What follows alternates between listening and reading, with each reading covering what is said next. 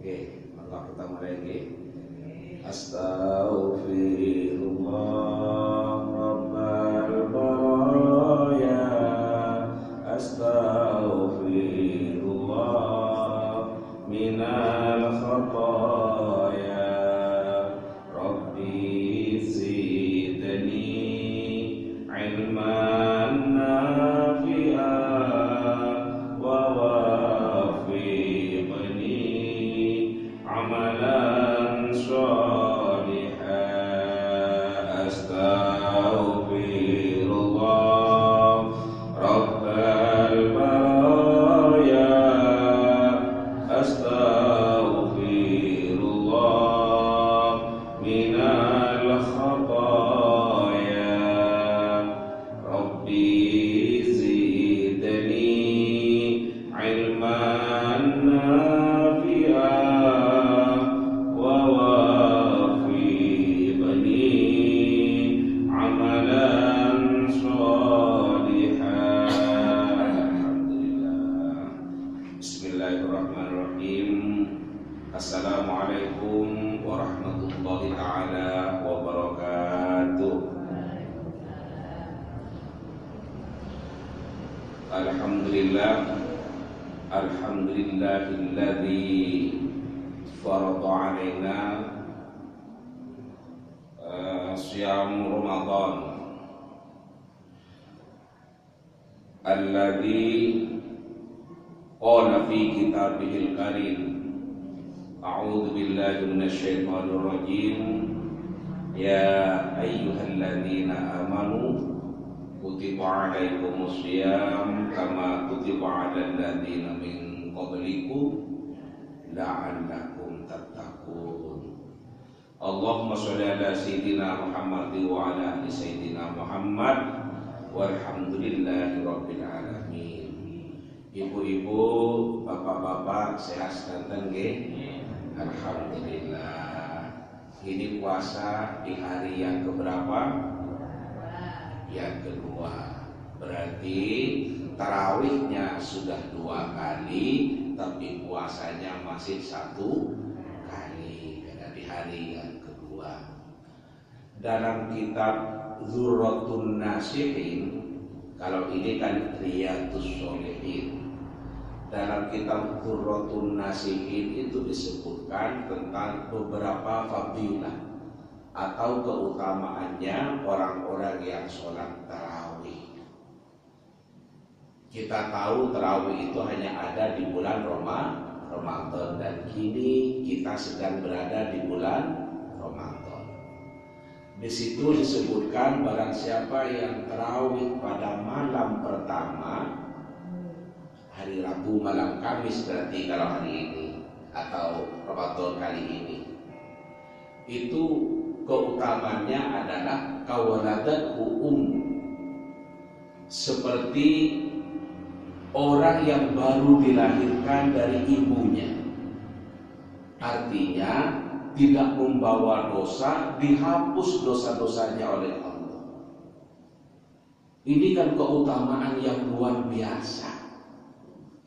Karena itu maka kalau tidak nemen-nemen sibuki, sehat, tidak nemen sibuki, sayang kalau tarawih itu ditinggalkan. Keutamaannya luar biasa. Barang siapa yang tarawih malam kedua, berarti tadi malam, maka dosa orang tuanya itu diampuni oleh Allah karena punya anak soleh melaksanakan ibadah tarawih. Ya Allah, betapa senangnya orang tua kita yang sudah meninggal berada dalam kuburan mendapat ampunan dari Allah karena punya anak soleh, anaknya tarawih di malam kedua. Yang ketiga berarti nanti malam. Nah, barang siapa yang tarawih pada malam ketiga, maka keutamaannya adalah akan didoakan oleh malaikat. Malaikat itu turun mendoakan orang yang malam itu melaksanakan ibadah tarawih. Kita kan tahu malaikat itu adalah tidak pernah berbuat dosa. Maka atas kesucian para malaikat, saya yakinnya doanya makbul, doanya diterima oleh Allah. Malaikat yang mendoakan. Kita minta ke orang tua, minta didoakan, kita minta ke kiai, minta didoakan. Ini manusia biasa yang mungkin berbuat baik, mungkin berbuat salah. Kalau yang ini yang mendoakan orang yang terawih malam ketika ini adalah malaikat turun dari aras mendoakan kepada manusia-manusia yang melaksanakan ibadah tarawih pada malam ketika. Dengan demikian betapa besarnya keutamaan pahala ibadah tarawih. Karena itu kalau tidak karena sakit, tidak karena sibuk yang betul-betul sibuk, monggo manfaatkan waktunya untuk melaksanakan ibadah. Penuhi Masjid Al-Jami Al-Istiqlal ini dengan berduyun-duyun melaksanakan ibadah tarawih. Ajak anak kita, ajak cucu kita. Karena ini adalah orang-orang yang akan mendoakan kita setelah tidak ada nanti, yakni anak dan cucu. Ada saatnya kita pergi meninggalkan dunia ini. Nah, kalau kita meninggalkan generasi yang baik, anak cucu datang ke masjid mendoakan kita yang sudah berada di alam barzakh, betapa bahagianya kita. Ini berarti apa? Kita sukses mengkader anak-anak kita untuk menjadi orang baik-baik. Kau tadi? Nah, ini sekedar pengantar dari saya karena ngaji kita pagi ini adalah beda dengan sebelumnya, yakni kalau hari ini dilaksanakan dalam suasana bulan Ramadan dan ada nyambungnya, maka saya sampaikan tentang fadilah tarawih, dan tarawih itu hanya ada di bulan Ramadan. Bapak Ibu, monggo kita lanjutkan ngaji kitab kita. Bismillahirrahmanirrahim. Wa an Aisyah radhiyallahu anha qala, dari Siti Aisyah, kita tahu Siti Aisyah ini adalah istri Rasulullah radhiyallahu anha qalat, semoga Allah ridha kepadanya. Qalat, Siti Aisyah berkata, apa kata Siti Aisyah? In kana Rasulullah la yada'ul amal. Rasulullah meninggalkan suatu amalan, wa huwa yuhibbu ayya'mal bihi, padahal beliau menyukai mengerjakan amalan tersebut. Khasyata ayya'mal bihin nasu wa yu'radhu alaihim. Beliau meninggalkannya itu karena khawatir jika orang-orang mengamalkan amalan tersebut, lalu amalan tersebut diwajibkan kepada manusia. Muttafaqun alaih. Sepakat kepada hadis ini Imam Bukhari, Imam Muslim akan kesahihannya. Berarti hadis ini adalah sahih. Bapak Ibu hadirin sekalian yang dirahmati Allah, apa yang dimaksudkan dalam kandungan hadis ini? Saya memberikan gambaran global dulu bahwa ada amalan-amalan yang sangat disukai oleh Rasulullah, tapi kemudian Rasulullah itu adalah meninggalkannya. Artinya tidak dilaksanakan secara dawam, terus menerus. Pertanyaannya, mengapa kok ditinggalkan? Padahal Rasulullah adalah mampu melakukannya. Padahal Rasulullah adalah suka terhadap amalan itu. Tapi oleh Rasulullah ditinggalkan. Mengapa ini? Ini menunjukkan kelembutan hati Rasulullah.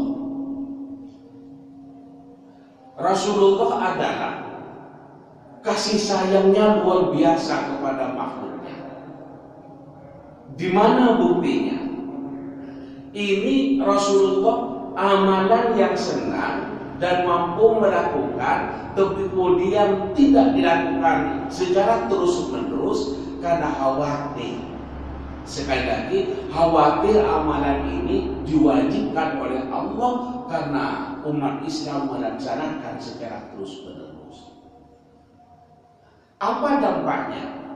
Kalau ini sudah diwajibkan oleh Allah, kemudian manusia meninggalkannya karena tidak mampu atau lainnya, ini kan dosa. Kalau tidak dikerjakan, kenapa? Karena wajib.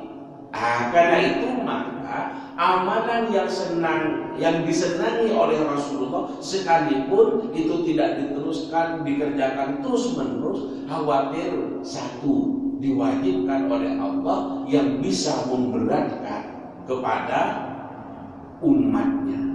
Ini betapa luhurnya akhlak Rasulullah. Yang difikirkan adalah umatnya, hambanya. Yang kedua, yang dikhawatirkan ini dianggap perkara wajib oleh umatnya. Karena faktanya Rasulullah itu tidak pernah berhenti mengerjakannya, sehingga dikhawatirkan ini dianggap sebagai perbuatan wajib. Karena itu Rasulullah itu adalah tidak mengerjakannya secara terus-menerus. Contohnya ada sholat duha. Rasulullah pernah berhenti tidak mengerjakannya. Yang kedua, qiyamul lail. Rasulullah pernah tidak melaksanakan qiyamul lail. Yang ketiga, sholat tarawih. Jadi Rasulullah sangat menggemari pada ibadah-ibadah itu. Ada tarawih, ada qiyamul lail.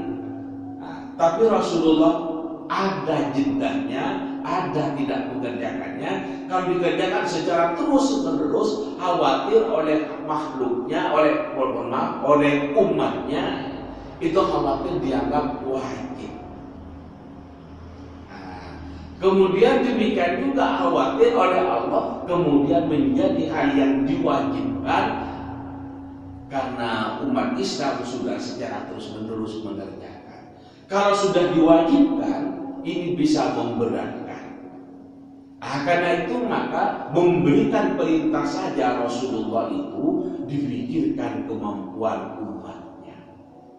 Betapa bijaknya, betapa arifnya, betapa lembutnya kasih sayang Rasulullah kepada umatnya. Wa ma arsalnaka illa rahmatan lil alamin. Jadi Nabi Muhammad datang dan Islam sebagai agama, kedua-duanya ini akan memberikan rahmat, kasih sayang kepada umat manusia, kepada seluruh makhluk. Itu. Kemudian yang kedua, yang ditinggalkan oleh Rasulullah ini adalah bukan amalan wajib. Tetapi, Rasulullah pernah juga meninggalkan tidak terus. Ini saya tegaskan, yang ditinggalkan oleh Rasulullah, pernah ditinggalkan maksudnya, ini adalah perkara sunnah, bukan amalan wajib. Kalau wajib selalu dilaksanakan, tidak pernah ada potnya, tidak pernah ada putusnya. Ini adalah perkara wajib. Perkara sunnah, bukan perkara wajib. Nah, kemudian yang pertama tadi adalah amalan sesungguhnya sesuatu yang sangat digemari oleh Rasulullah, tapi pernah ditinggalkan, khawatir oleh hambanya nanti dianggap sebagai perbuatan wajib. Nah, kemudian yang ketiga,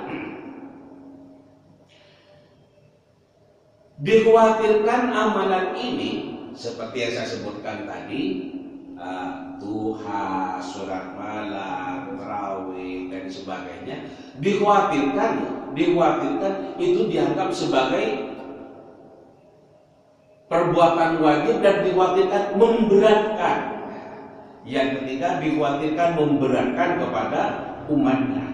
Padahal ini bukan perbuatan wajib. Kalau ini sampai menjadi perbuatan wajib, maka berdosa bagi umatnya ketika meninggalkan. Oleh sebab itu maka saya tidak sholat tarawih tidak penuh 1 bulan karena Nabi sendiri adalah tidak penuh 1 bulan misalnya. Ini adalah pemahaman yang keliru. Kalau Nabi itu kan apa-apanya menjadi rujukan. Kalau tidak pernah berhenti tarawih, maka bisa dianggap oleh umatnya itu sebagai perbuatan wajib. Karena itu maka ada kepentingan lain yang menyangkut persoalan kedudukan ibadah tersebut, yang sesungguhnya sunnah tapi dianggap sebagai perbuatan wajib. Di awal yang saya sebutkan ini menyebutkan tentang keutamaan tarawih agar kita tidak meninggalkan. Kita ini bukan Nabi. Kalaupun kita itu sudah penuh 1 bulan, tidak akan orang itu akan menyangka wajib. Hukumnya sudah ditentukan. Ini adalah masa-masa Islam awal. Jadi kalau kemudian tidak tarawih 1 kali, saya ini ikut Nabi, karena Nabi pernah ada putusnya. Ya, kita ini bukan Nabi. Nabi itu sebetulnya saya sebutkan tadi gemar melaksanakan ibadah itu, senang melaksanakan ibadah itu. Tetapi ada yang dibuat oleh Nabi tidak terus-menerus karena dikhawatirkan dianggap wajib oleh umatnya. Kalau kita tidak ada konsekuensi itu, tidak akan ada orang menganggap bahwa kalau Ustaz Samsul tidak tarawih itu kan khawatir dianggap wajib. Bukan begitu. Sudah berlalu masanya, ulama sudah sepakat bahwa tarawih hukumnya adalah sunnah. Nah, bagi kita yang di era ini, kalau kita memiliki kesempatan, kesehatan, tidak sibuk, monggo jangan ditinggalkan tarawihnya, karena tarawih ini hanya 1 bulan ini dalam 1 tahun. Artinya di bulan-bulan lain tidak ada tarawih. Iya, kalau umur kita nyampe tahun depan. Kalau enggak, maka ini bisa menjadi tarawih terakhir. Sayang kan kalau kita tidak maksimalkan. Nah, tentu kita akan memohon kepada Allah, mudah-mudahan Allah memberikan karunia umur yang panjang dan bisa dipertemukan dengan tarawih di tahun-tahun berikutnya. Nikmat yang sangat besar, nikmat yang luar biasa kita dipertemukan dengan tarawih atau Ramadan tahun ini. Betapa banyak saudara kita, teman kita yang sudah pergi meninggalkan kita sehingga tidak ketemu dengan Ramadan. Kita masih diberi kesempatan. Mudah-mudahan kesempatan hidup, nikmat umur yang diberikan oleh Allah ini bisa kita gunakan kepada kegiatan yang memiliki nilai ibadah atau perbuatan amal soleh. Amin Allahumma amin. Bapak Ibu, biar tidak bosan-bosan, jangan panjang-panjang, segini aja. Kemarin Selasa sudah ketemu, Jumat ketemu lagi, biar tidak bosan-bosan. Saya cukupkan sampai di sini dan saya ditunggu oleh supir saya untuk ngajar di Kediri. Baik, gaji kita pagi ini kita akhiri sampai sini. Semoga ada barokah dan manfaatnya. Amin Allahumma amin. Bismillahirrahmanirrahim. Alhamdulillahirabbil alamin. Wassalatu wassalamu ala asyrofil anbiya'i wal mursalin sayyidina Muhammadin wa ala alihi washabbihi ajma'in. Walhamdulillahirabbil alamin. Allahumma aghnina bil ilmi wa zayyinna bil hilmi wa akrimna bil taqwa wa jammilna bil afiyah wa tawaffana bi husnil khatimah. Allahumma alif baina qulubina wa aslih dzata bainina wahdina subulas salam wa najjina minadh dhulumati ilan nur wajannibna al-fawasha ma dhahara minha wa ma batan. Rabbana hab lana min azwajina wa dhurriyyatina qurrata a'yun waj'alna lil muttaqina imama. Rabbana atina fid dunya hasanah wa fil akhirati hasanah wa qina adzabannar. Subhana rabbika rabbil izzati amma yasifun wa salamun alal mursalin walhamdulillahi rabbil alamin. Amin. Al-Fatihah. A'udzu billahi minasyaitonir rajim. Bismillahirrahmanirrahim. Alhamdulillahi rabbil alamin. Arrahmanir rahim. Iyyaka na'budu wa nasta'in. Ihdinas siratal mustaqim, siratal ladzina an'amta 'alaihim ghairil maghdubi 'alaihim.